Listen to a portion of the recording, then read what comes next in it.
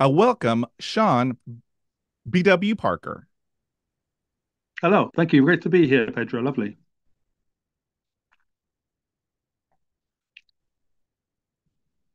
Thank you, sir. This is a huge honor.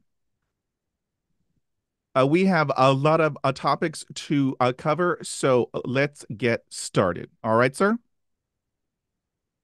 Mhm. Okay. And so, do you re re re remember when you first began to stutter? Um, I I don't really. I remember the anxiety amongst my for my parents about something I was doing, and I didn't know what it was. And I think I was about five, and until I was shuffled in to see my my mum's friends who were speech therapists because she was too. I didn't really know what was going on, and I didn't know then. I didn't understand it. It was just attention. So it was a good. I didn't understand what a stammer was until I was 11, when it started to become self-conscious. But between sort of the 5 and 11, I was doing lots of stammering, stuttering, whichever we call it. Uh, does it run in your family? Are there any other family members who also have a stutter? It was never talked about at the dining table, but my dad did have a cluttering style stammer where things would just kind of pile up in his mouth. He was a very stressed and tense man. We all knew it, and it would, but not he wouldn't block as I have done for 40 years. He would, like I say, clutter, and it was sort of clear there was something genetic going on, but I don't. It was uncomfortable to directly relate it to that because it's such a different style of doing things. But the the tension in his voice seemed to come from his some sort of childhood sort of trauma in him. He's a super intelligent, creative fella, but it would mount up, and also he was quite tense, as you can notice, and that might have come from his childhood, and then it illuminated in sort of in for my childhood in a, as I say, a different style because I don't tend to clutter very much, that I've noticed anyway. See, Apart from that, it's not much. not much. Um, um, my a mom, she had it as a child. However, as a teenager, she was tired of it because, as you know, it is agitating and frustrating and irritating. And for her, she had told herself, "I'm done. I'm stopping. I'm done." Mm. And she did, Sean. She, as a teenager, she stopped it. I don't know.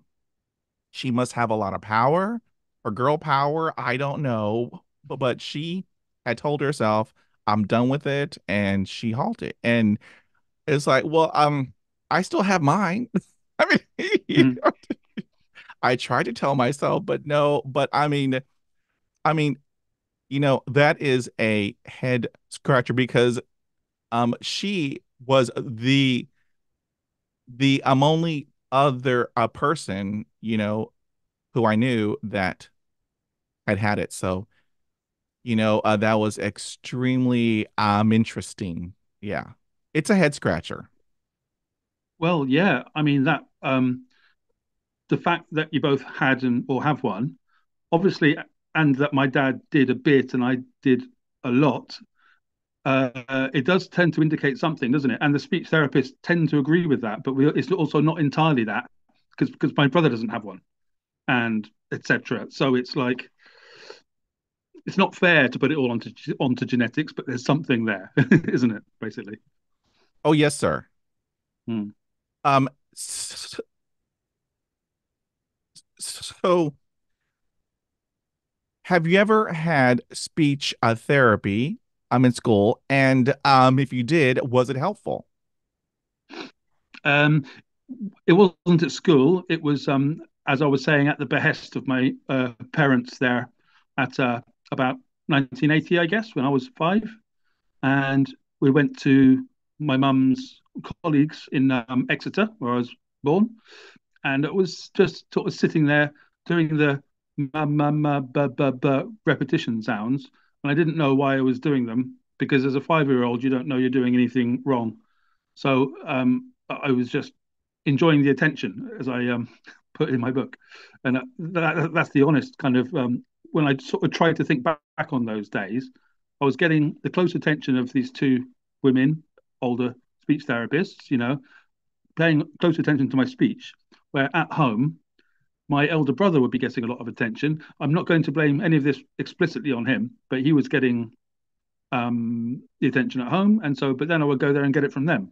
So you sort of, but I didn't know it was about the stammer because they almost didn't want to tell me. This is I don't know about the US, but here I think in the 80s it's all unspoken, acknowledged, and kind of tried to get to be dealt with in a quiet sort of way. All that nonsense. So but I didn't have any at school. That was my first experience of it. It didn't last very long. I don't think they bothered with it very long, possibly because of my stubbornness, which started to exercise itself then. Don't know. S- s- And so you had mentioned that your mother was a speech a therapist. How was that growing up? Um, I think I've talked to her since because she doesn't often go to the subject of my stammer because it's a bit sort of tricky because it's like a professional thing coming into the private life, and obviously it's quite amusing and ironic if you like that kind of thing. I often play on it because it's funny, but that's what we do. But she's kind of sort of said that she had learnt about it all in college, how a stammer develops, what kids do when they stammer. And then it started to unfold itself in front of her with her second son growing up. And it's like, what on earth? Um, it's much clearer to me because of the linguistic pressures of our house. When you look back on your sort of youth as a 40-year-old, you go, isn't it nice? And it all looks kind of sort of sepia and lovely in the 80s. But the reality is, it was a very tense, linguistically competitive house. The parents were competing with each other because of basic incompatibility. Then, then the brother was trying to get their attention successfully, being the older one, resenting sort of for my presence because I was the younger interloper getting too much attention, which I'm not aware of getting. So all of these different things with a super literary, aspirational. My father was a working class guy who came up to be a university lecturer, um, East London down to Exeter, all this kind of hard work. And then he gets with my mum a bit later in life. She's a bit younger than him. And he's got this young, beautiful wife. They go down to Exeter, and all this tension in the house is what I remember. But with lots of lovely, beautiful things too. Everyone's very, very funny and everyone's very sophisticated. But there's underlying tension of like communication intensity. It's like being in a TV studio or something. I don't know, but that's the reserve. Lots of kids have much more sort of traumatic upbringings than me. I'm not going to cause any trauma, but that's a description of what it was like. Thank you for that, sir. Mm. Do you have any advice for parents, teachers, and speech therapists with regards to children who stutter? I suppose it would be quite kind of sort of it's a simplistic advice, but I suppose it bears repeating is to give them the space to say whatever they need to say. Um, I'm a little more skeptical of that advice in adults because, but that wasn't your question. So when it comes to kids, give them the space, give them the time, and don't if it's in a group, don't obviously make it too obvious that you're giving them the time because of the stammer. Hopefully, it will be obvious to the other kids. And uh, and if things don't go away, they usually do go away. Of course, we always remember that with this work that we do. For the vast majority of kids who stammer, it goes like with your mum, and things. And but they should be given the time, and if they don't, eventually to be sent to a speech the therapist or whatever they're calling themselves these days, because they don't always like to be called therapists, do they? And even if it does happen, it's by no means the end of the world because you get to a place where you can handle it, and but to give it some patient attention as soon as you can, for sure. See, and and that is a great advice because growing up, ooh, so um, I thought that I was the only one in my whole school. I thought I was the only one, and so I thought I was a broken, a damaged, and so when I went, into a speech therapy in 1975. I was 5 years old. The whole goal it was to have me talk like everybody else, and that in my eyes um it had re enforced that I'm broken, you know that I'm damaged. Mm. Later on in a speech therapy in my 20s, um they actually had tackled the mental health aspect, and that was awesome.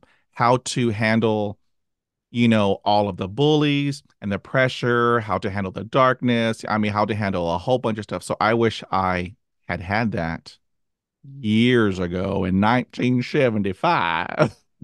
I wish I had that back then because school, it was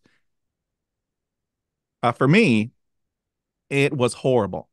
And so I want to ask you, sir, how was your school experience with having a stutter?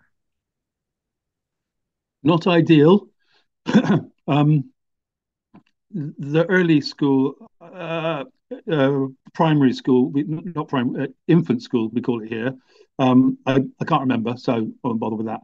But between 5 and 11, you go to primary school, and that's where I'd have had that speech therapy.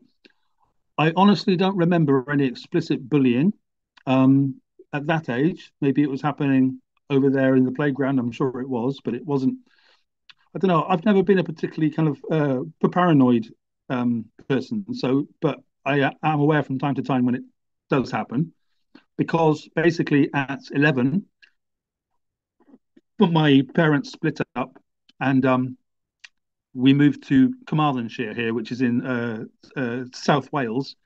So we went from Devon, as I was saying, Exeter there, up to South Wales, which is it's another country in Britain. With Britain, it's divided into 4 or 5 countries. Four. So, but they're not.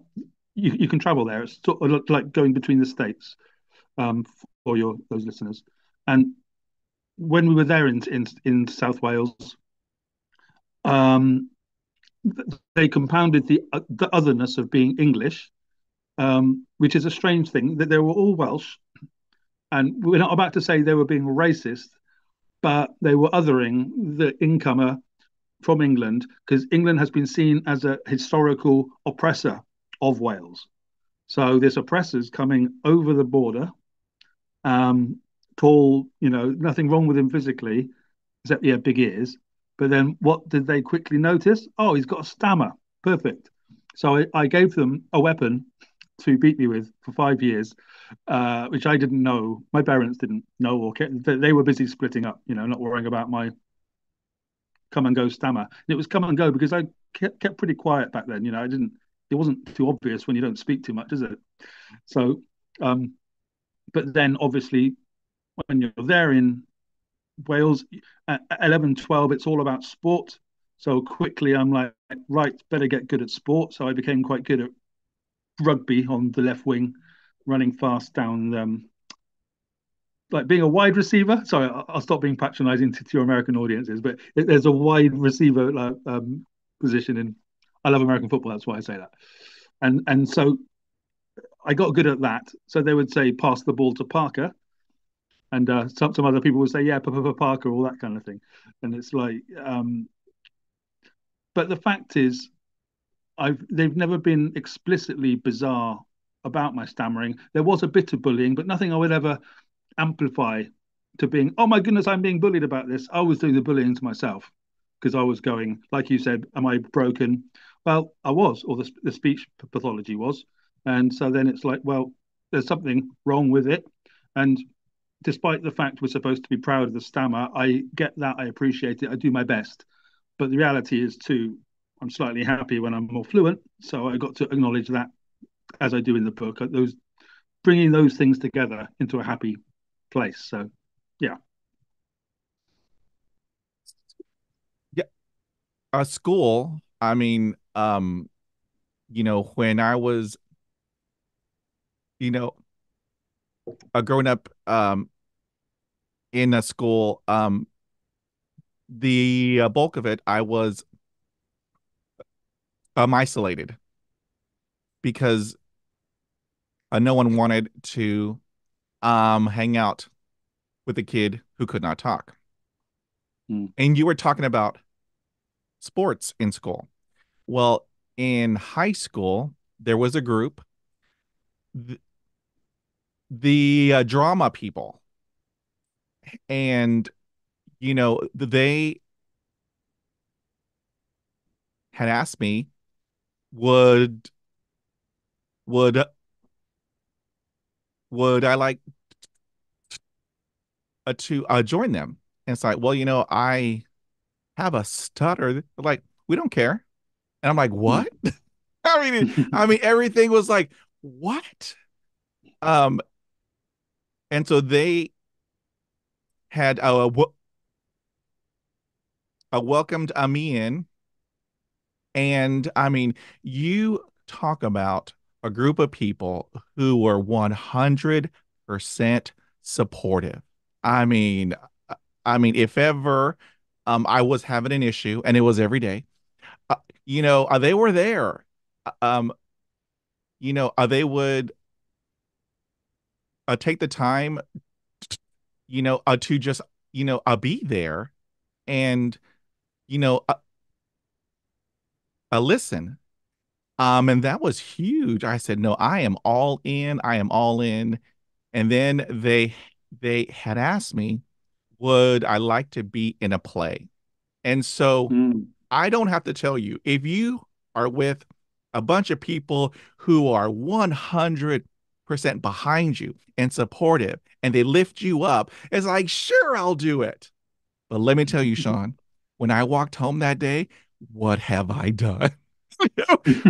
What was in my head that I told them that I would be in a play? And so then the day after, I went back and spoke to the coach. And said, look, um, you know, I made a huge error. I can't do this. I can't do this. And she told me, you're going to be wonderful. And she handed me the script. The play was The Wizard of Oz, and I was to play the lion. Oh. And so I said, okay, I will not let you down.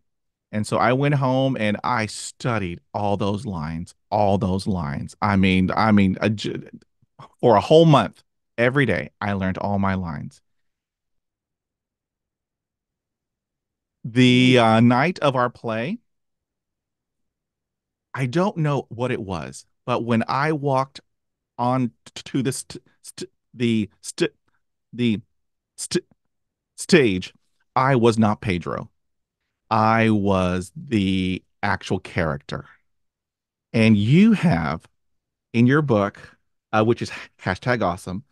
So I had highlighted a part which I think is just wonderful. So I am going to just uh, it's a tiny part, but Mm. it okay. So it st states uh, on page 58, and so noticing that if we are able to slip into another character, the direct responsibility pathways of speech are sidelined. A direct, a consciousness responsibility for speech is averted. It belongs to someone else. Woo, Shaw, Mr. Parker. Thank you. When Wow. when I hopped on stage, I was not Pedro. I was the character in the play, and that a character had his own speech. It was not Pedro's speech. And what does a Pedro do? Pedro stutters. The All right. character had his own speech. So I took on his role and everything. It just came out, Sean. Everything. The people in the audience who knew me, their eyes were big and their mouths were open. How can he do this? He can't even say his whole name. But when I got on Hmm. stage, let me tell you, Sean, I did everything. I mean, it was awesome. And at the end of our play, when everybody had got up and clapped and woo woo, look what I did. Look what I did. A person who could not even say his name is on stage in a big auditorium with over 100 people just looking. Because I mean, everyone knew what's he Mm. doing up there? But I mean, it was an experience that I will never forget because I felt, I mean, it was amazing. It was amazing. Isn't that so interesting though? And as you can see with the part that you read there, I've always tried to get to the heart of this, which seems to stand behind the stammer like a shadow, which is like, correct me if I'm wrong, but because I know exactly what you mean. And when I sing, or the few times I've acted, I can do that too. If I put on an accent, you're never going to hear my stammer. It doesn't happen. It goes somewhere else, you know. And that was a terrible. But yeah, you know exactly what I mean. It's almost like the old sort of synapse of Sean or Ben and connects to the current one. And that's like a very thin, difficult line, which has its own history. And it's all very, it's a, it's a problematic history. But then there's another one, which is the speech that you can do now, which goes to a character that you've invented. It's much shorter, it's much more robust, and then you can just become this soldier who happens to be acting right now. You know, and it's a different person from who I am. And that's, I suppose, the key of acting itself. But we're talking about actors stuttering, which is a entirely, I talk about it in there, don't I, with the Blackadder and Bob and things. Rowan Atkinson is the country's most loved comedian with a stammer as intense as both of ours or anybody's, and but you'd never know it. And it's like, um, it's still fascinating, and the science hasn't got to it because it's as weird, I think, as I'm talking about with these synapses. Not a doctor. See, and um, you know, I don't know how to put it into words, but when I be be um behind me, I have a corner, and that is where I do all of my the voiceovers. I am a voice actor, and so whenever I have a script and I'm in the um in my studio, I have on my headsets, and I have everything on, and I don't know how this happens, but when I hit record, there is a switch in my head and it gets turned on. And I kid you not, Sean B.W. Parker. When I read, I mean, everything comes out. And after I Mm, hit stop, the switch, it turns off. And here is here is the odd part. Whenever I am doing a cold read, with a coach or a or a a voiceover a producer. I mean, cold reads are horrible, Sean. I block mm, and I repeat. My eyes get all closed. My arms go everywhere. I have it in here, but it won't come out here. However, mm. if I'm in there and I have everything and I hit that record button, switch goes on and I am in actor mode. When I was growing up, the only thing that I had going for me, it was my imagination. It was the only thing that kept me going all those years, and so I mean, if I am on stage or if I'm doing a voiceover, it is pure magic, and I love Mm. it. I love it. I mean, it's hard. It's hard to put it into words, but I mean, it's just, a pure magic. So Yeah, I mean, it is just interesting. I know exactly to which you refer. You know, it's amazing, isn't it? And just to drop in, like with the headphones and stuff, and I should probably have my my own on now. But the times that I've had them for doing interviews or also in the recording studio singing, they short circuit the stammer to a very fascinating degree. It's like it's almost like the things you have behind the ears that they have, which is the feedback thingies, whatever they do. I've never used one, but I know they can be effective. And I get the same thing with headphones. You probably almost wouldn't hear me stammer at all if we did this entire thing with them. And then if you go into the acting, you've taken a bit more of it away as well because you've gone to the short synapse with the headphones on, and you know that you're sort of doing this job that you love, and you're able to interpret a character rather than be expressing yourself to the world. Put all that together, yeah, the stammer drifts away, doesn't it? And it must be this must be absolutely fascinating to the speech pathologist, and I wonder they'll probably have a drug that they can come up with to switch it all off. But I don't know if I'd take it.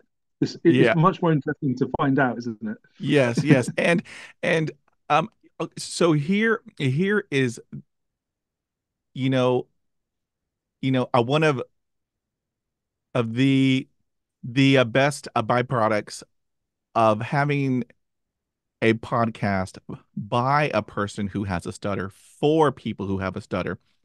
There are programs in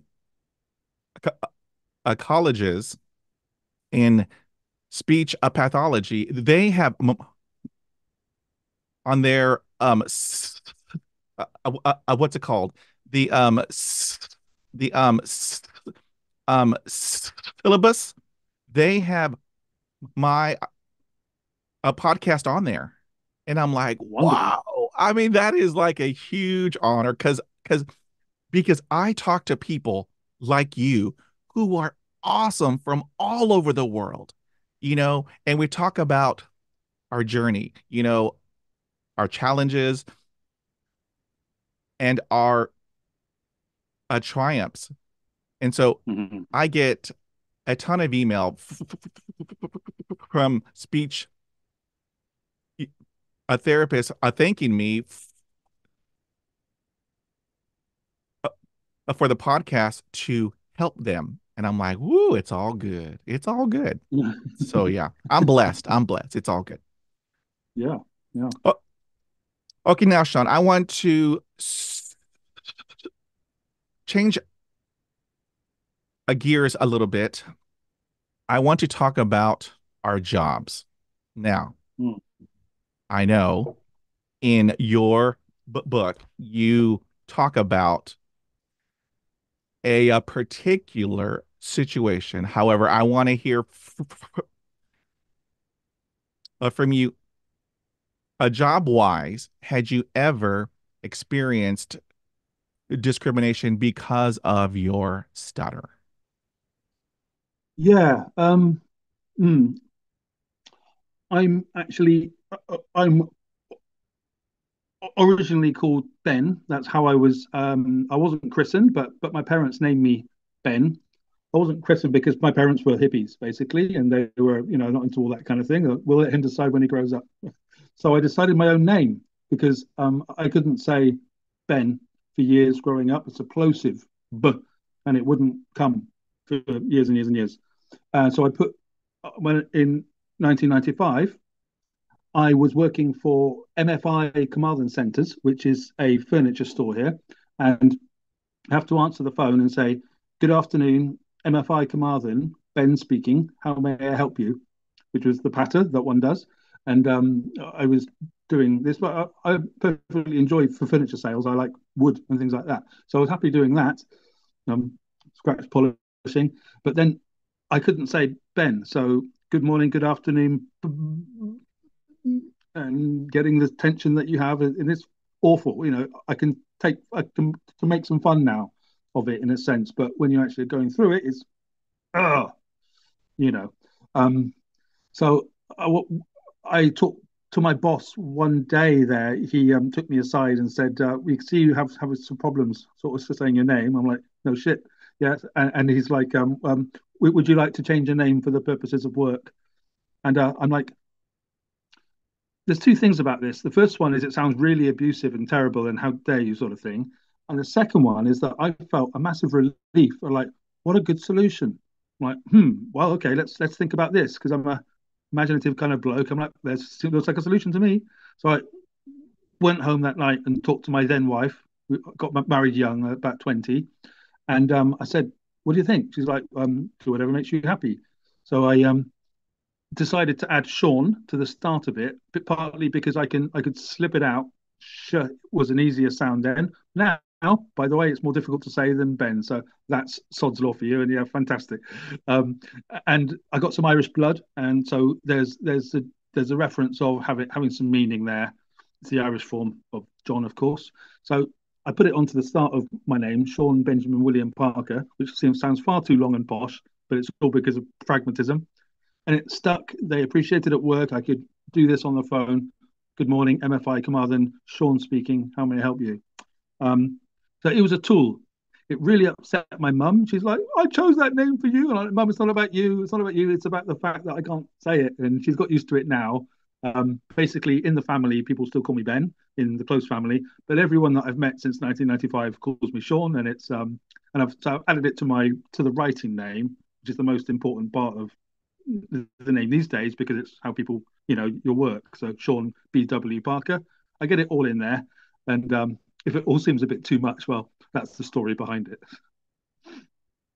See, and had that happen, to me, because you know, I stutter on every letter of the alphabet, and I would go home and no, okay, this, no, no, no, that, but maybe this, and so I mean, it's just, you're your head just goes.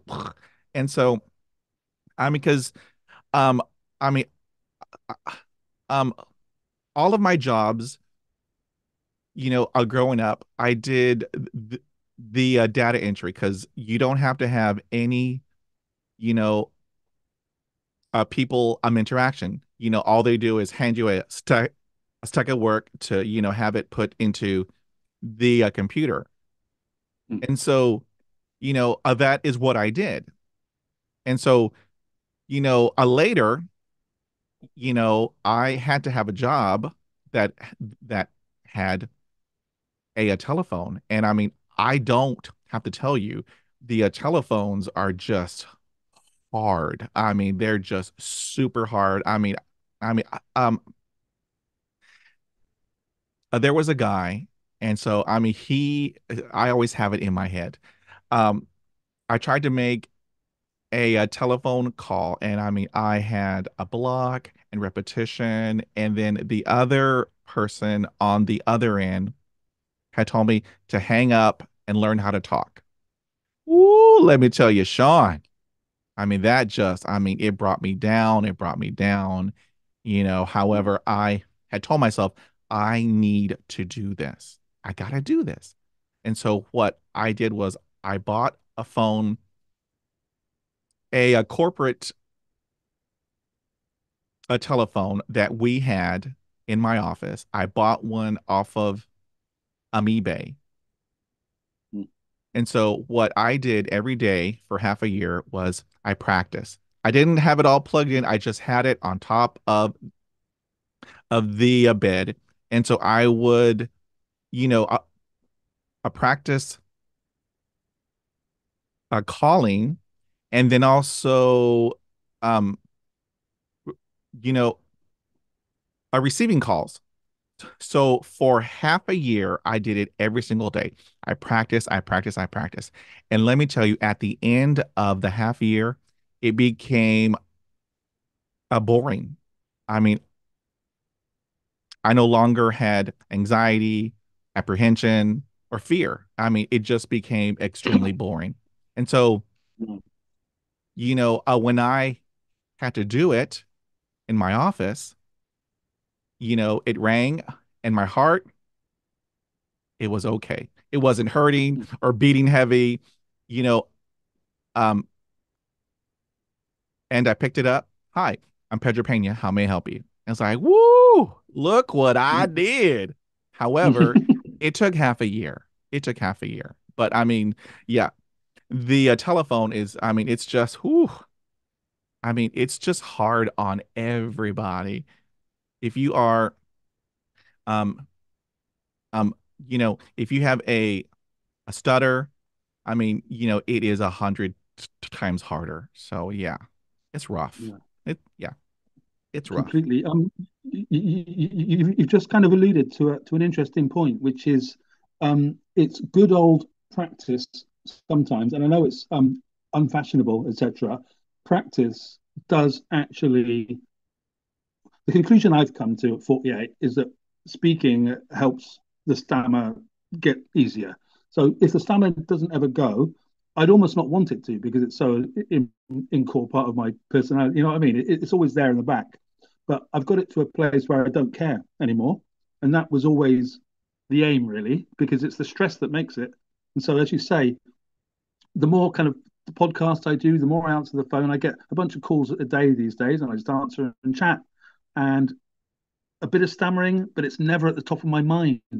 And between 14 and 34, it was always at the top of my mind. And that was miserable, even when I was a teacher, it was like, but yeah, so, but the practice of speaking is actually the best of all the advice I would give to any SLTs. And however, you know, this generation, blah, blah. But people don't like to practice anymore. They don't like to do something as an exercise. You're exercising the tongue and the muscularity. It's going to work at some point. Because I think you're pretty much indicating, just all that time of practicing. See, and you know, you bring up a very good point because a mini coach will tell you if you want to get better at anything, you need to practice. And so, you know, I have a a voiceover, you know, a coach, and she had told me that if I want to get better, I have to read out loud every day or at least half an hour, at least half an hour. So I know that a you know st st st st st st st st st stuttering is so individualistic. I mean, there isn't a a, a cookie cutter, you know, approach to it. And mine, I mean, it is 100% unpredictable. I mean, Yeah. I don't have any control. It comes whenever it wants, you know, to come out. And when I read out loud every day or half an hour, um, it does pop up. However, I have noticed that I have made improvements in my voice acting. So I mean, it's a head scratcher just all the way around, Sean. It's a head scratcher. It's I completely hear you because of the moments of fluency that we both have, they just chat away. I'm not massively happier then than I am when I'm stammering, by the way. I don't want to big it up to like I'm so gloriously happy when I'm fluent. It's not the case. It's just it's absent. So it's just easier, you know. But then the older I get, the more unusual proper blocks are. So when they do happen, it's like, oh my goodness, that was like being 15 again. You know, it's that kind of that's the interesting thing about it. But I'm aware it's becoming a relic, you know, and it's that's why this kind of conversation is so good because I think that the listeners can see or hear or whatever that sort of cheerful people, cheerful, creative people with this weird thing going on that we don't quite understand. And that's exactly how the speech pathologists see it as well. So we're kind of, but it doesn't kill you. Hopefully, it doesn't kill you anyway. I mean, it's just you.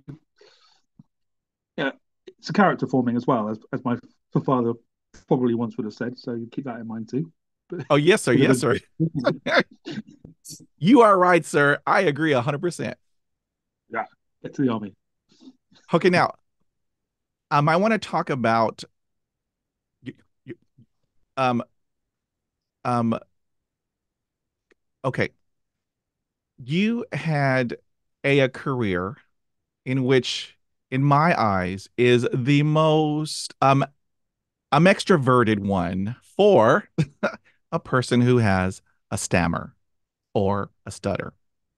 You were a teacher. Tell me, how was that experience? Yeah.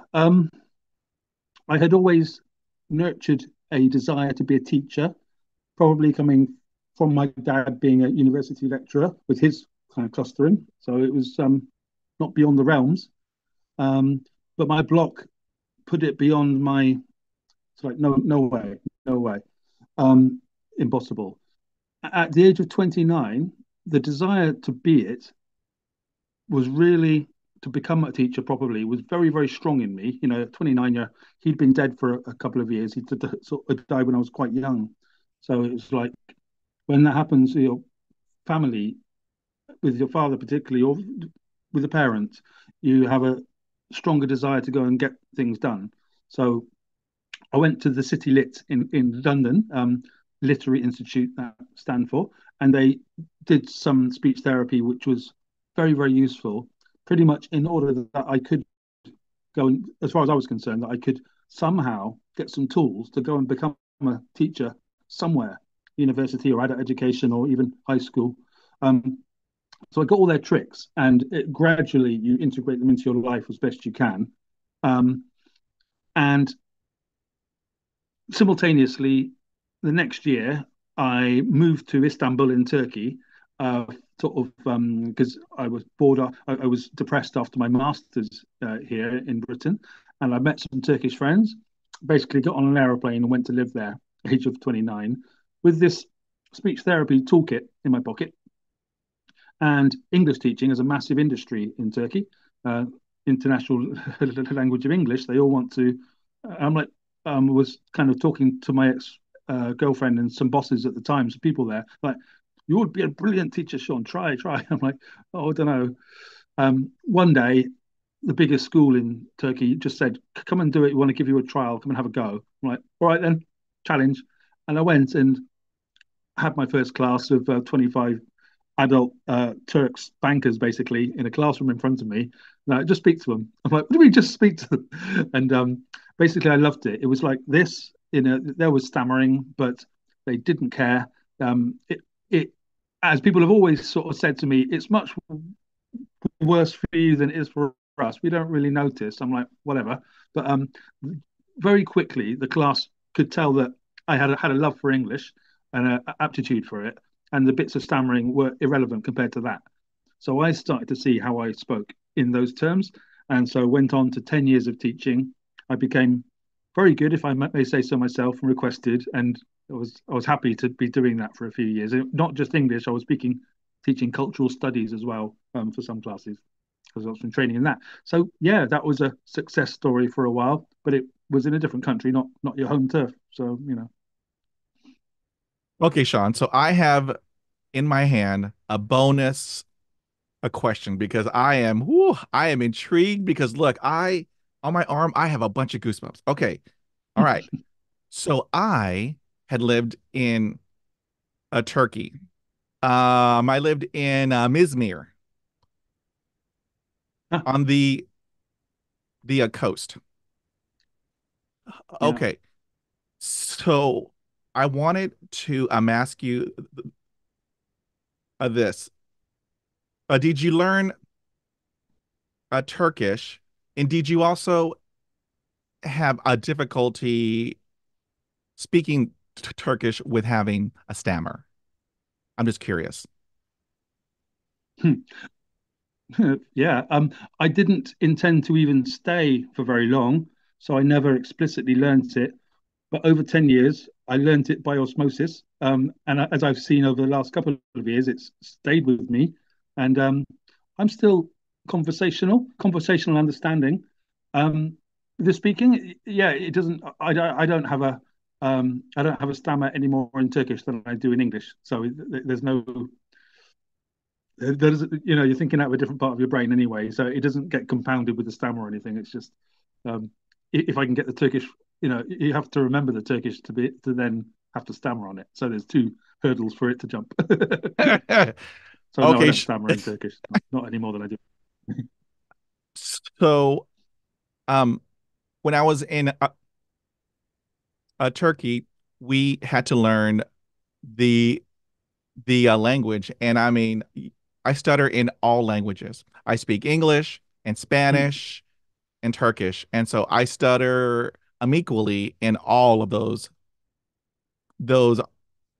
languages. And in Turkey, they had some, I mean, really hard words. However, what I did, I turned it into a Texas word. Okay. For example, to, you know, to greet a person in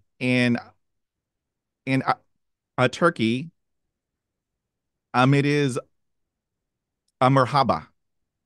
However, Mm-hmm. I'm from Texas, and so I had it all changed to a merhowdy. And they were just looking at me like, what? More howdy? I said, well, you know, I can't help it. I'm from Texas. It's what I do. It's what I do. But I mean, it's it is a hard language. However, I had the best time in Turkey. The people are amazing. The food is amazing. The country is beautiful. So I mean, I mean, Turkey is just awesome. Yeah. Mm. Big thumbs up here from two Turks, clearly. Yes. Good stuff for them. See, and then also to have you be a teacher, the most extroverted job. Um, because I am now a teacher. I am a trainer. And so I Oh, wow. teach hundreds of people every single month. And let me tell you, when I get on stage, I mean, um, It's the I extra. turn all of the apprehension, anxiety, and fear. I turn that into excitement because I tell myself, look what I get, to do. I mean, this is huge for a person that has a stutter. This is huge, and so when I get on stage, I have an icebreaker works every single time. So here it is. Hi, good morning. I am Pedro Pena. I have a speech impediment. I have a stutter, and so if I get hung up on any words, give me 10 hours and hopefully it will come out. And then I hear a whole bunch of laughter. And then I tell them to help me, help you, to help me, to help you. Because I believe that teamwork, it makes the dream work. And so I put it out there. I put it out Uh-huh. there. And now I don't even have to worry about it. Um, I start, I do my teaching, and I mean, it is just awesome. And then I'm at the end because I teach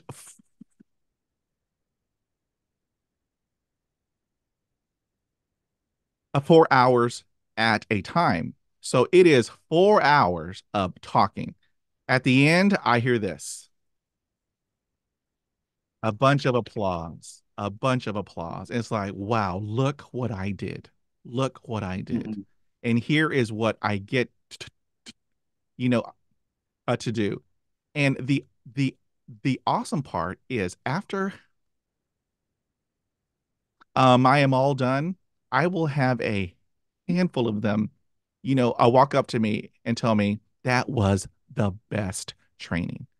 Ooh, Sean, I don't have to tell you. I was like, woo, that felt good. I'm like, I thank you very much. I thank you very much. So yeah, I mean, I love to teach. I found the joy of teaching. And Yeah. because everybody, and when I tell you, Sean, everybody had told me I cannot do that job because I have a stutter. Everybody, Mhm. they had told me that. But I am a contrarian. I said, watch me. And I mean, I beat out so many people. I got it and I'm doing it and it is just awesome. I love to teach. I love to teach. It's really awesome. That's fantastic. And the world, what we need is contrarians in our situation is so important. And like, wanted to just like talk about something you just dropped in there about introvert, extrovert, because I don't know about you, but I'm a mixture of both. If the circumstance requires it, I can turn on the performer and I enjoy it, but I don't live there. You know, it's like a professional thing I can go and do. If I was to come home and perform all the time, I would give myself a headache. You know, I like then to be into the writing and the detail. You know, so I think people are a mix a lot more of the time than people say, "Are you an introvert or extrovert?" I'm like, well, I literally am both, and I can't say. You know, I just wanted to drop that one in. I told people that I am an extroverted introvert. It's what I am. It's what I Right? am. Yeah, Yeah. exactly. Yeah, yeah, yeah. Okay, now I want to talk about um having a drink, having alcohol. I know that you and I are, we are older. And so have you noticed that if you have a drink or two, does your st stammer go away or does it still hang out? I am curious. Mm. Um, I used to drink a lot between ages of 22 and 42. When my dad died, use it as a crutch. I was drinking a lot in Turkey and on my masters. Anyway, I used to drink for ages, and I've got into certain degrees of trouble because of that in various ways as well with business and things. Um, it didn't get rid of my stammer by any means, but it would just relax my communicative imagination. So I didn't feel like I must go and prove something to the world. It's like if I have a drink, I'll just be able to go into this more creative place of relaxation. Um, which since I stopped in about, look, I haven't zero stopped, but I just don't do it anymore like a hobby, like a lifestyle. I stopped in about 2017, and since then I've realised how I'm like that anyway. I'm in a communicative, imaginative world anyway. But for some reason, the younger man, it's like petrol to the younger man, and it kind of keeps you going in a certain mad sort of way. And it has its obvious goods and bad parts because it's a very compulsive drug. But did it affect the stammer? It would always depend on who I was with. If I had a vibe with the person I'm with, I'd be chatting away. If I didn't, the stammer would probably come out, and wasn't always their fault, and they shouldn't think that. But it didn't have any. That wasn't the reason that I did it, but it. I think a lot of people thought that I did. So yeah. You see, because um, when I was in my 20s, when I would have like, two drinks, it was gone. It was gone. Oh. Everything just all came out. And people told me, look, you need to drink 24/7. And so that way you can have excellent speed. I said, no, that is not a viable option for Pedro. I'm not going to do it, but I thank you for your input. It's like, no, no. Good for you. It's like, no. That's it. It's a road to hell. That. Yeah. I'm telling you. And so I want to talk about um, the technical term is um, um, secondaries. However, how I call it, a tip, a trick, a crutch. Mm. Do you utilize anything to help you to get out of a block or a repetition? Yeah, it's such a good question, man. Um, because there's this thing where if you do them, you're cheating somehow. And the speech therapists are like, be careful it doesn't become a crutch. You're like, anything that gets me through the day, darling, that kind of impression. I don't say darling to speech therapists. But what I've noticed over the last couple of years, because I go through bits and parts, I've got a whole toolkit, right? So you bring out whatever's necessary there. And I definitely have an so I put in an before any kind of a problem, and it reduces, and I mean as in just an extra sound of anything that's comfortable to whichever stammer might be listening to now. So if the word therapy is difficult, or if I say therapy, it will become much easier because I've balanced it out. I don't have the ridges there. I've smoothed it out like that. And so that's a crutch to put in an extra sound. And don't be concerned it might become its own block. Never mind that. Whatever works for you. Whatever works. We're all stammerers. I also pull out the word visually. This is I no idea how that works, but sometimes in the middle of a block, when it's really uh, uh, pull it out, and it's like it's a very strange physical psycho situation where you can actually pull it out of your mouth and can work sometimes. And my number one and the revelation of speech therapy at the City Lit was voluntary stammering. So stammer on the words that you don't think you will have a problem with. Like as you said earlier, you stammer on every word, every letter, as far as you're aware.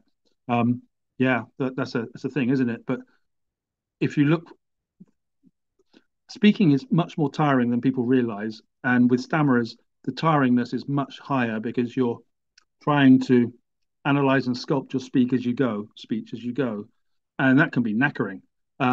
So the art of it and the art of getting older as a stammerer is to balance all that as you go forward. And if you can spot a problem coming, stammer on the words, deliberately stammer on the words around it, and that block has a much better chance of evaporating because you've already given attention to the things around it. It's like a distraction technique. I hope I was able to demonstrate to what I mean there to our listeners because all those stammers that I did there were deliberate.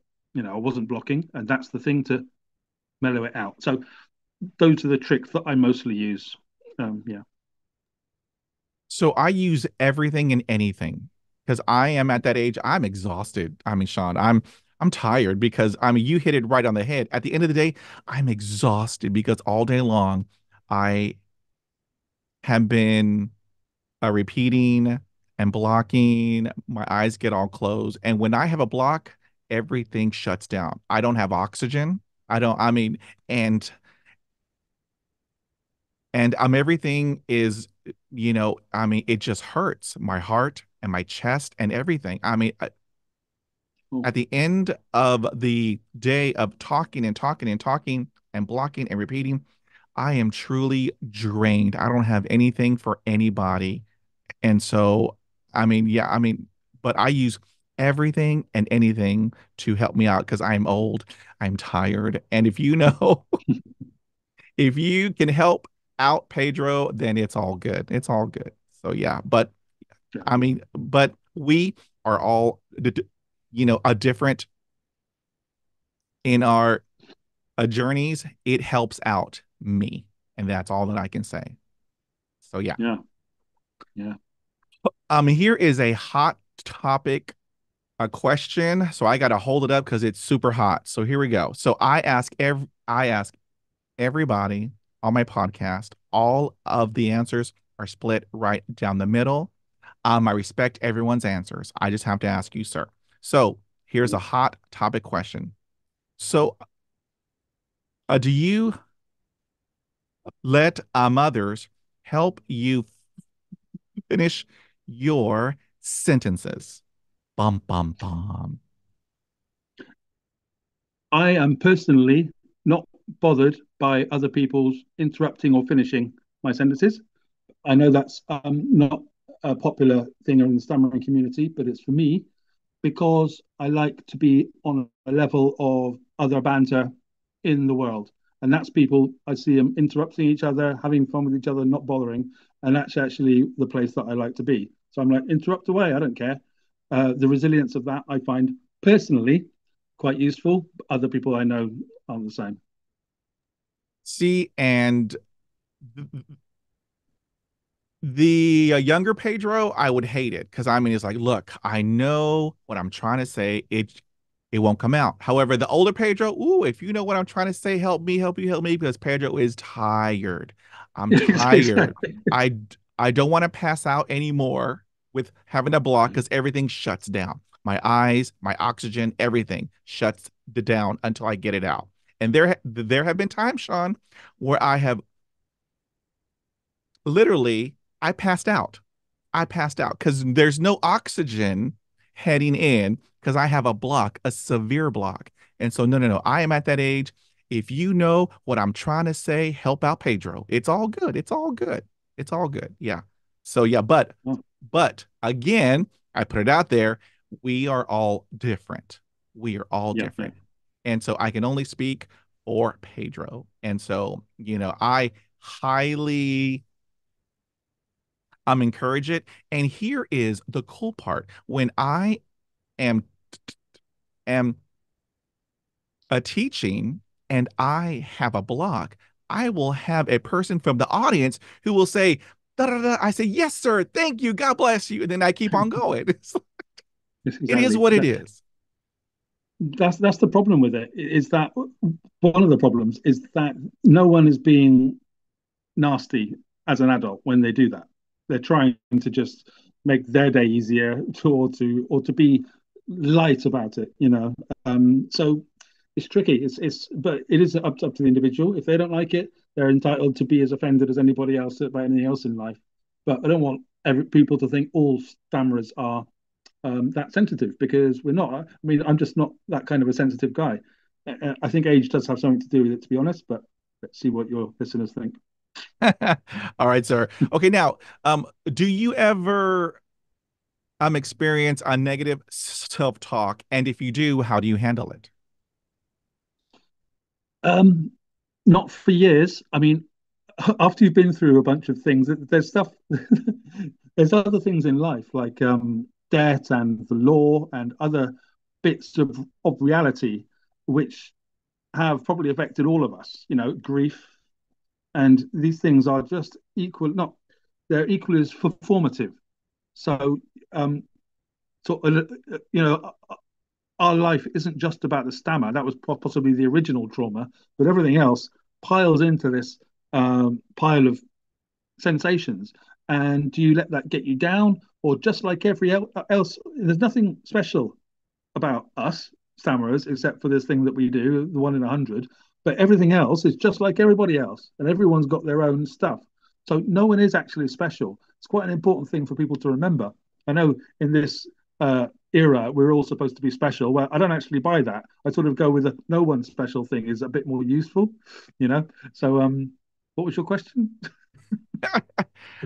Had you ever experienced a negative self-talk? And then if That's you all. had, how did you handle it?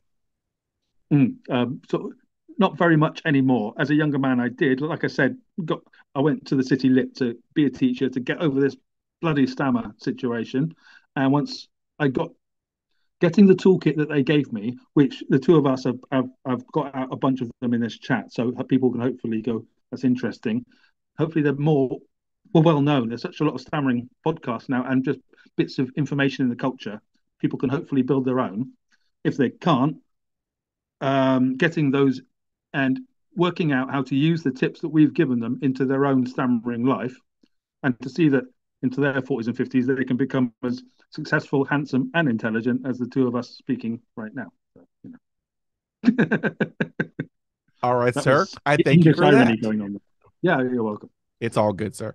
So here is a head scratcher. If you are all alone, all by yourself, and you know, and you are talking to yourself, as we all do, I do it too. I'm not judging. Um, do you still st do you st do you, do you still st st st stammer? Um, the truth is no, to the point of as in the old days. What happened over lockdown, particularly over those years, is that I took that like as a second part of life to go. I'm a poet and a writer, as we'll see, and I started to read the poems aloud because things were so much more reduced and everything. But I started to read the poems kind of aloud because I wanted to turn the things that I write into audiobooks or something, or to be able to perform or to interpret my art into something where I wasn't afraid of my stammer interfering with things because they're not written with a stammer in mind, except for compelling speech is. Apart from that, the focus is the language, not what I do with it. So basically, I was doing the reading aloud, and the more of this I did, the better it became. Let's face it, the practice that we've been talking about. And after 10,000 words of it, you know, you just stop caring so much. It's not the same as talking to you here, where the interaction will give itself to stammer because I care about what you think of it. And that's where my stammer tends to come from. Does he understand?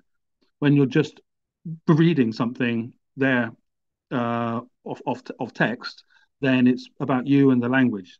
And that's helped me to basically, I don't I don't stammer to myself anymore. And if I do, the whole thing of the stammer now is like a rump in the back of my head, which pops out now and again as a surprise. And I'm like, oh look, oh, it's you.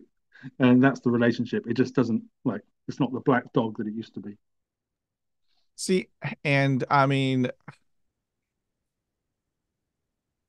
again, you know, we are all different on our journeys. However, when I am alone and I talk to myself, I still block, I still repeat. It's like, oh, you know what? Oh well, life goes on. Life goes on. Mm-hmm. Um, and you were talking about um a podcast and art and poetry, and it's super awesome. And so I have to tell you, sir, I've had a handful of guests who were on my podcast. Just awesome. I mean, everyone is just awesome. And these handful, after I had them on my podcast, they had created their own podcast. And I mean, I Mm-hmm. cannot tell you how proud I am of each of them. I'm proud of our community because we are growing, and that is just awesome, awesome, awesome. And so, I mean, I am, I am blessed that I have the platform in podcasting to go out and talk to amazing people like yourself all over the Mm-hmm. world, and talk about our journeys. And so, I mean, it is the power of our art.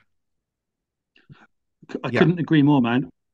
It's very easy to be um, cynical, isn't it, about things as one does when one's intelligent. But the fact is that the podcast revolution and tech have been very, very, very interesting for my relationship with stammering. And I'm hoping for lots of others. The process of watching yourself talk and watching you while I watch myself talk, all that stuff has been a net positive in speaking. I'm sure speech language therapists have picked up on it. I've talked about it in compelling speech, and um, it's almost like having the headphones on again, and the short circuit of is something very, very special, and it takes a lot of the sting out of whatever it is that we do. Fascinating stuff. Oh, yes, Good sir. for It that is. group. It is awesome. It's just awesome. So here is another hot a topic, a question. If you are talking to an individual and they ask you, what is your name? And then you have a block, but I'm not talking a block. I mean, it's a block. I mean, then after the long pause, the other a person asks you, did you forget your name? Has it ever happened to you, sir? No, no, it hasn't, because they're usually I attempt to not sort of mind read people, but their immediate thing is obviously going to be, oh well, he's got a stammer then, hasn't he? How am I going to deal with him? That's going to be their reaction. I don't sort of think they're going to. Uh, the problem is when you want to be on, like, if you're in the House of Commons or in the Senate or in a business meeting of any high degree, you know this as a trainer, of course. This, if you're not of fluency, then people are going to misconstrue it as weakness, and that is an ongoing issue with loads of stammerers, I'm sure. And it's about the the level playing field that we talk about. It's like once you've done, to Joe Biden, the amount of stick that he gets online for his speech, when people have, and there's hate and stuff going on, of course, about it because it's a political year, but whatever, American politics. We don't have a stammerer in charge of Britain at the moment. We have had in the past with Winston Churchill. And now, and the thing is, he makes gaffes, and I can see him trying to, as an 80-year-old, trying to put in word replacements. And he's been honest about that in speeches before. So, whatever you think about his politics, however evil one might think him to be, the fact is, he's a stammerer delivering at a high level, as in the highest level. And that is a, but the critics and the satirists forget about that. And every time they do, I say, you do realize you're taking the mickey out of the stammerer here. They're like, oh, it's got nothing to do with this stammer. And I'm like, yes, it has. But then what you do is you're bringing up a conflict. So, but this conflict is a massive part of what I do in cultural theory writing, which is actually my real thing, and that's robust. That's like the MASH report. That's like the Daily Show, people going at each other in a real way, as opposed to our trying to understand stammer on this show. If we were doing another show about politics, the conversation might not be quite so nurturing. It's people going at each other. So that's the kind of area that I find really interesting now. As in, I can't imagine how that relates to whatever question you just asked me, but I think I was pretty much on the line of it, wasn't I? I'm not sure. You did a great job, sir. All right. Awesome, awesome, Did I? awesome. It's all good. It's all good. All right. Mm. So, all right. So here is a big one. So, how do you feel about the representation of people who stutter in the media? Yeah, this is a question that appears to come up from time to time. Stammer here, the organisation, the British Stammering Association, who are very active, very cool, very good fun, and lovely people. Yeah, are um, they seem to be upset about how people are represented in the media sometimes. Um, I don't know if you know A Fish Called Wanda, the film. Does that ring a bell? A little bit. Mr. Michael Palin, a brilliant comedian here, was a very famous stammerer in that, and he turns it to comic effect. And I found it hilarious at 14. I still find it a hilarious film. Have a look when you can. It's difficult because the stammer gets him tortured by this other guy, but it's done in a comic way. And he eventually turns around and basically kills his torturer, who's torturing him for stammering. So it's pretty dark stuff, but you wouldn't think it from watching it. It's such a hilarious black comedy film. Spoiler in there, wasn't there? Um, but he's a high profile representative in the media. But after he received massive criticism from the likes of Stammer back in the 80s, he put all of his fee of the film into the Michael Palin Stammering Centre, apparently, and built that place, which has done fantastic work afterwards. So that is obviously good. And it's good that he did that. But people shouldn't be I think anybody who reads the work that I do and the chat I do on this subject is that I want us to be more robust, and to have a bit more humor, but I don't want to put that in a, I don't want to take away anybody's power by doing that. But like I say, it's a really difficult one because the disability that we have, if we even consider it a disability, I don't even, I spent some time on the forms going, yes, I have a disability. Now I've gone back to saying, no, I don't. It almost feels sort of fraudulent, but I can't pretend that this now stops me in the way of anything. So it's like, um, yeah, I had a go at answering that one, I think. It's all good, sir. It's all good. Mm.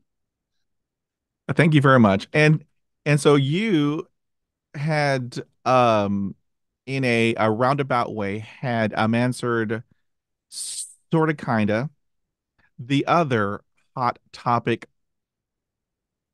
a question I ask everybody on my podcast. All of the answers are split right down the middle. I respect everyone's answers. I mean, And so here we go, sir. Do you consider stuttering as a a disability? Mm. Um, it disables. So to that extent, yes, it disables. Um, does that mean I consider myself a disabled person? No. So the stutter does disable one's speech from time to time, but it's so unpredictable, which is your perfect term, and so malleable, permutable. It can get better with the work you do on it. Loads of disabilities aren't like that, and it's got its own life force, which is what I try to put in that book. And also, you can have the stammer and everything else be absolutely fine, normal, straight, without any other, kind of comorbid situations going on. You seem like a perfectly cheerful chap. I am, and almost every other stammerer I know is. It just happened to do this thing. So it doesn't feed into other things the way lots of other disabilities do. So it's what stops me doing that, going down that line, is to take away from more intensely disabled people, I suppose. I don't know. I don't. It's a really difficult question, but that's my answer to it. Thank you, sir, for that. I thank you. Thank you. Let's talk about your career path. Did you think that your stammer might hinder it in any way? Uh, that was a teaching that I talked about earlier. I could see it hindering it big time, so I did something about it, I guess. Um, I'm skeptical of the term career path because I'm an artist first, and the terms career and artist don't really go together.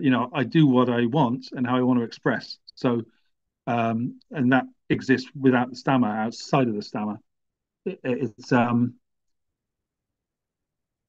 I have a need to communicatively create, whether it's paintings or books or something like that, and that might come from not having been able to communicate myself as a child properly.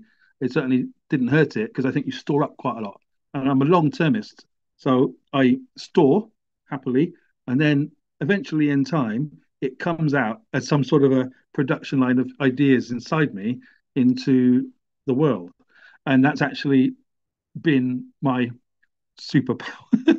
It's just something that I enjoy doing, and the world enjoys me doing it. And that's how this book came out over COVID time, turned this out into what it is. And almost everything I do is like that. And it's with the comparatively fluent speech now, comparatively relatively, that's also a process of the long termism, which is anyone listening to us of interest here, if they have the long term thing inside them, that is a real benefit. So, hold on, don't worry, keep going, and it'll turn itself into something fine eventually. You don't know what it is. The thing I like about career paths is you never quite know what it is because I didn't think it would quite be exactly this when I was 17, just is what it is.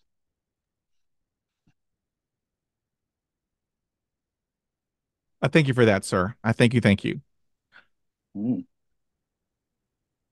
Let's talk about dating because as dating is hard for everybody. However, if you have a stammer, it's a little bit more difficult. How did you navigate dating with having a stammer? Uh, yeah, this is a funny word in English dating. I don't think I've ever been on a date in my life. Is the thing. It's a thing you see on TV, like first dates and things like that.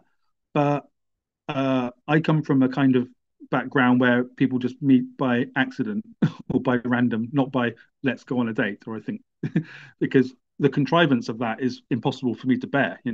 Oh, we're going out to see if we fancy each other. Is how it seems to me. Um, I'll tell you what, though, to get to the heart of what I think that you mean is that my firstly, girls tend to go, isn't that cute?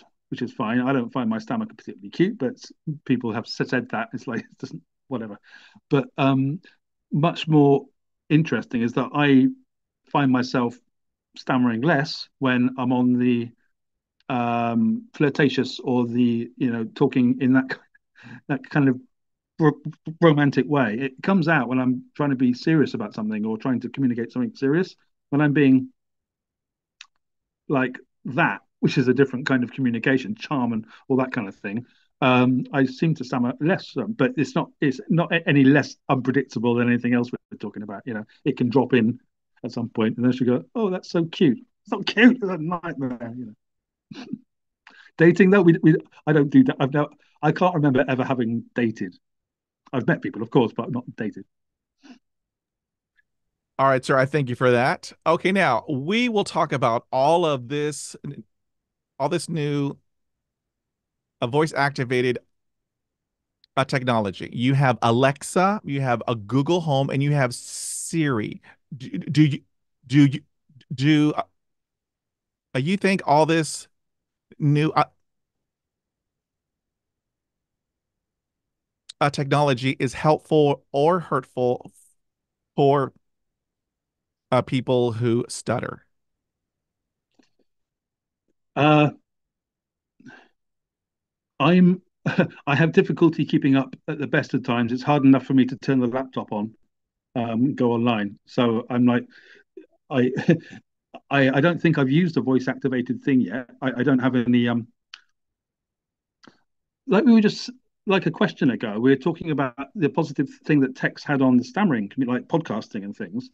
That leads me to think that it could be better than worse because having this relationship with her, I mean, I'm just as likely to stammer talking to Google than I am talking to you. So God knows why that is. So it's just, that kind of relationship between does it understand and does he understand is exactly the same sort of thing. Um, I guess we'll have to wait and see on that one. I'm hoping we don't set off any alarms or sort of or nuclear weapons or anything like that. But I fingers hope crossed. not to, sir. I, okay, so let's move on. Sorry, it was my stammer. Yeah, I always have I have just a difficult time because they don't give you time to respond. And so, you know, you Oh, know, am I here? Um, I did not hear that, or I did not get that. It's like, and so I just, you know, I see. That's really, yeah. Mm. however, um, there are two universities here in the States, and they are in the process of creating an app to help people who stutter on the Google Home, and the Alexa, and then also Siri. So it is out there. It is coming down the pike. So yeah, I'm just Interesting. I curious. didn't know that. Yeah, absolutely. Yes, sir. Let's see what they do. Here is a ooh, this is a deep one, a deep a question I ask everybody. And then again, all of the answers are split right down the middle. And I respect everyone's answers. So here we go, sir.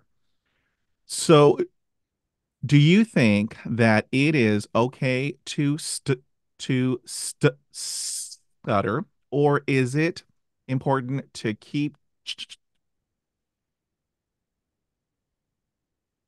chasing the fluency gods? Fluency gods. Yeah, yes, I also attempt to talk about this in compelling speech, and it's a great question, right in my wheelhouse, as they say. And like, um, accept the fact that you, thank you, accept the fact that you stammer and stutter. It's a part of you, a part of your life, but it's not everything that you are, and it only contributes to identity as much as you want it to. And at the same time, go towards fluency if that's what you want. And let's be honest, most people do. And let's not avoid that. Those two things can live together, to accept yourself as a stammerer and to want to get better, to be more fluent.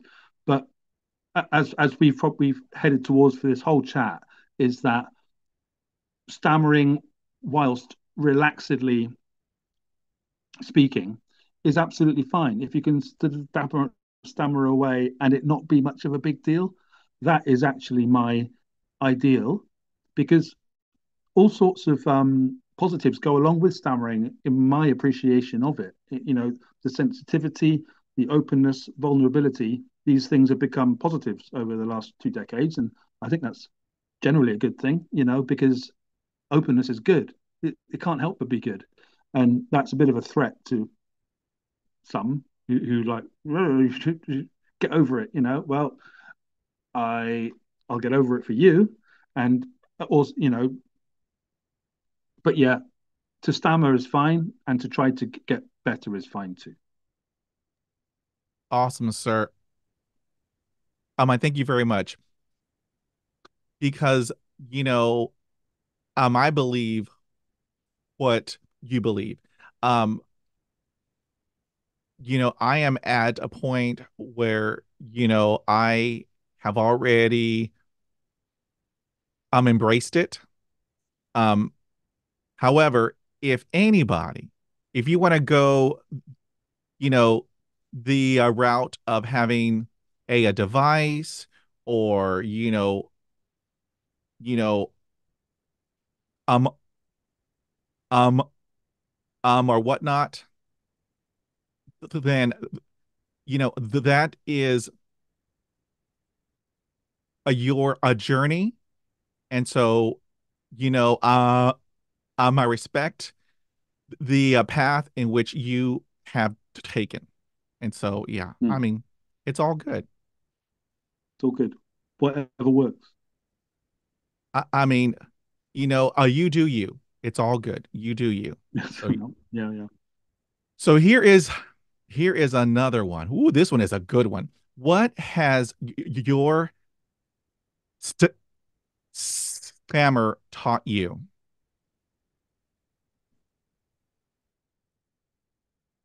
Um, you froze on that one. Can you have to say it again? What has stammering taught you? Hmm. Yes. Oh dear. What has your scammer taught you? Yeah. Um, the gift of patience, which I think is there innate anyway, but understanding that communication is all kinds of different things. Definitely that. Um, a really interesting nuance to that question is how, when you're fluent and or your speech pathology is developed as 99% do and it has no issues. And good luck to those people. Let's not be unkind. It's like their lack of understanding about what actually happens is the same as my not understanding what happens when an epileptic person has a fit, or something less serious, not serious, but people have things that happen to them and you can't understand what's happening there. Why don't you just not do that? And you need to have this unpredictable block stammer, uh, and to know that it's as surprising to us and can be infuriating or can just be increasingly irritating, not infuriating. That's the idea, isn't it? You go from infuriated.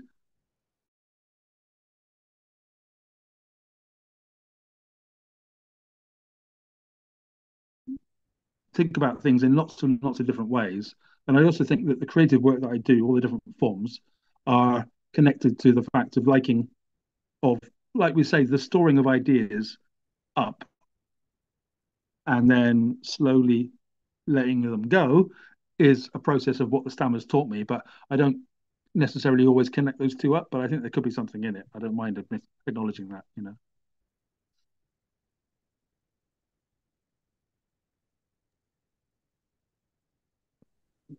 Thank you for that, sir. Oh, you're welcome. Um, so what advice w w would you give to your a younger self? Um,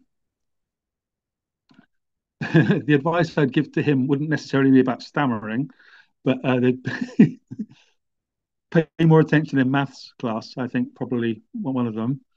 Um, uh, be careful about that fourth drink. Might be another one. All kinds of things. But this the stammering is as there's not. I think that's a good question because the 5-year-old, it wouldn't matter what you told him, he'd be stammering anyway. I think there's a lot more to our chat right at the start of this with is it genetics or is it um, environment? I reckon there's much more to that, and he'd be stammering anyway. And the path it's taken is the path it's taken. I'm a more blocking version of my dad. I have a son who, and obviously there's a sexual different sort of sexes aspect to this, but he's got no signs of a stammer at 24. You know, he's a fluent young man, as is my daughter, a woman, and it's like they're fine. So it's like, how much do I put on that onto my dad? I've just no idea. If it is a genetic thing, it's a very randomly pinned one. The question I've got is that if they could pick out the gene for stammering, but at the same time you have to pick out the gene for creativity, would I do it? And the answer to that for me is no, I wouldn't. You know, I'd leave them both in. Ooh, sir, thank you for that. Thank you, thank you. So here Mm-hmm. is our last question, and it's a doozy. So here we go. If you had the opportunity to give insight about stuttering to the world on a world stage, what a message would you convey? um,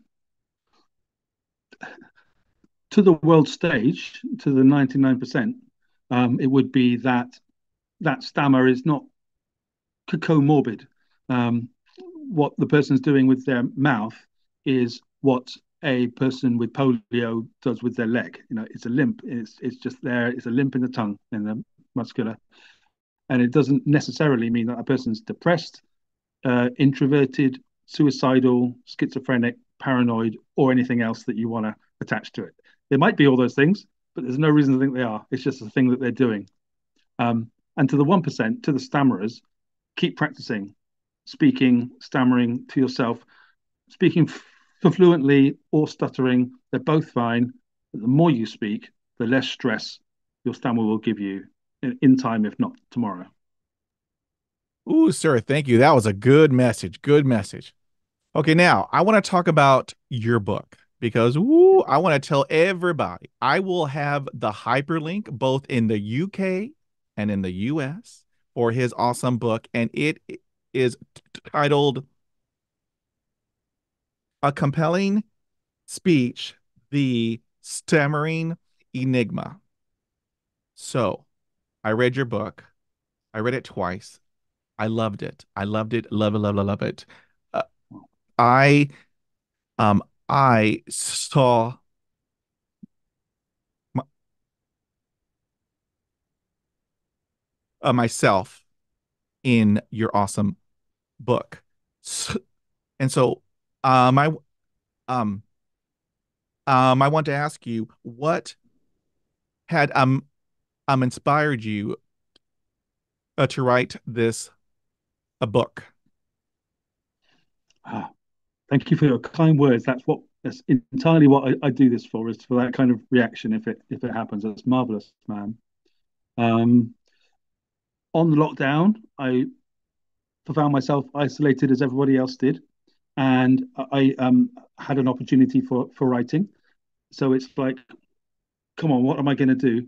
And I decided to transcribe the TED talk I'd given 10 years earlier, Stammering and Creativity in Istanbul, into a longer form book, which is there, and to flesh out the ideas and the fleshing out process and making it more than the 15-minute 11-page talk into a 110-page book would then bring in basically everything we've just talked about for 2 hours. The cultural aspects, a couple of techniques to get through it, how it's seen in culture, how I feel about the disability talk, and the ideas of other people too. So making sure they get their perspective in, because I know that's an ongoing one, but nothing wrong with that conversation. With Stammer, they keep kind of sort of saying to me things like, you go for it, Sean. You have your own opinion. They're not actually bothered by my more sort of nuanced take on it. So all of those voices are good because, as we've said, we're all different. So yeah, it was the COVID era that inspired me to do it, and also being stuck on my own, and so that kind of, and it became its own little autobiography too. If I don't ever get to do a proper autobiography, that one's probably more interesting than the other one that will come along. It's an autobiography of a stammer, isn't it? Um, it's an awesome book. I encourage everybody all over the world, y'all. I mean, come on. I want to pull on all of my amazing global listeners. This is an awesome book. I encourage everyone to go order this awesome, awesome, awesome book. Now, there is a quote. Woo, let me tell you, Sean, Sean, I read this quote and it just, ooh, I mean, it is amazing. And so here it is. So it is on Mm. page 68. So here it is. Ooh, this is awesome. All right.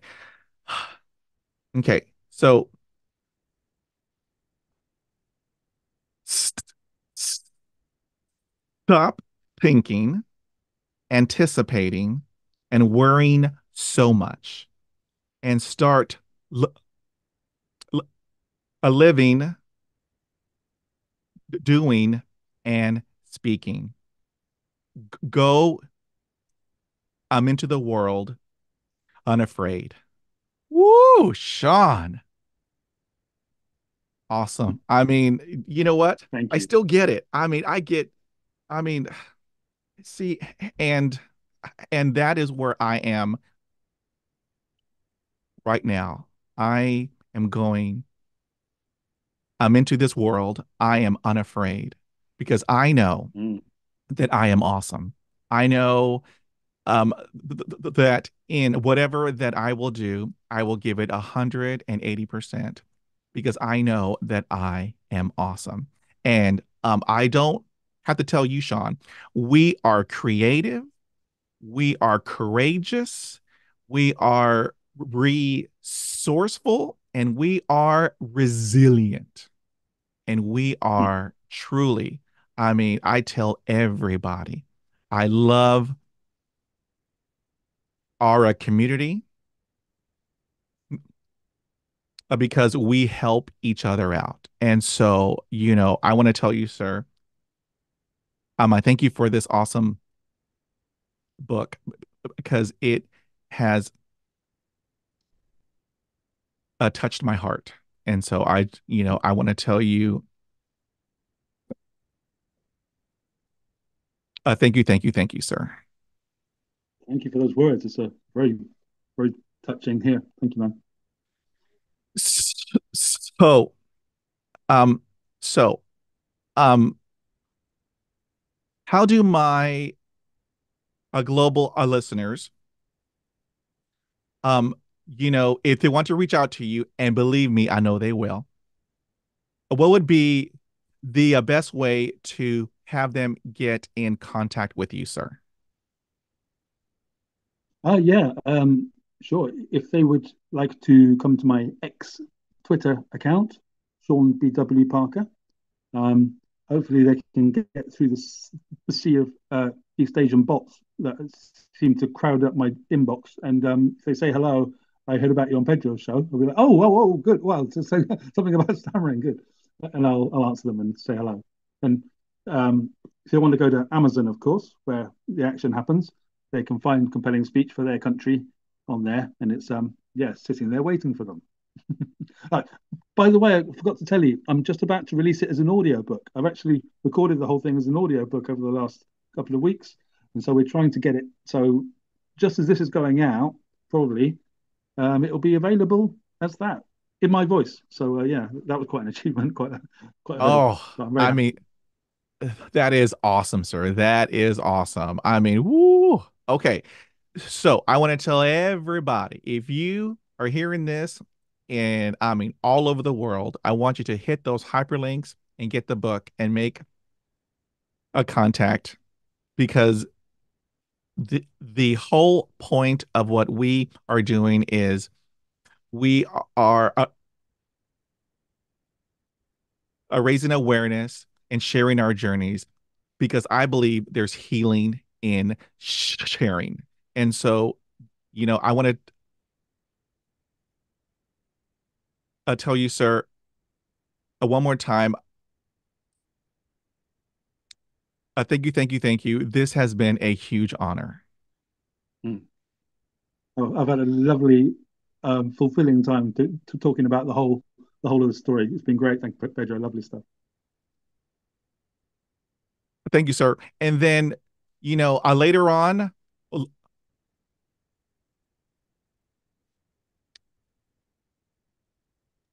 let's do this again because I have a whole bunch of other questions. And so it's all good. Oh, okay. Fine. Part two. Why not? Okay, sir. Thank you very much. I hope you have a, a, a great weekend. Take care, be well, and stay safe.